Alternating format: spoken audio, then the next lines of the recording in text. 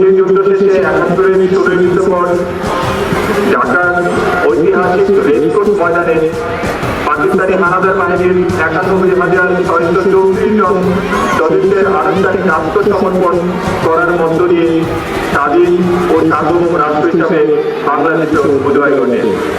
৭১-এর বীর মুক্তিযোদ্ধাগণ কোন দলের জন্য যুদ্ধ করেননি, তারা যুদ্ধ করেছিলেন এই মাটি আর মানুষের জন্য।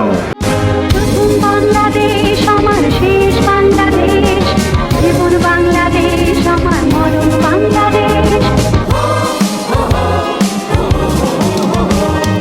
প্রথম বাংলাদেশ আমার শেষ বাংলাদেশ, জীবন বাংলাদেশ আমার মরণ বাংলাদেশ। প্রথম বাংলাদেশ আমার শেষ বাংলাদেশ, জীবন বাংলাদেশ আমার মরণ বাংলাদেশ। বাংলাদেশ বাংলাদেশ বাংলাদেশ, বাংলাদেশ বাংলাদেশ বাংলাদেশ।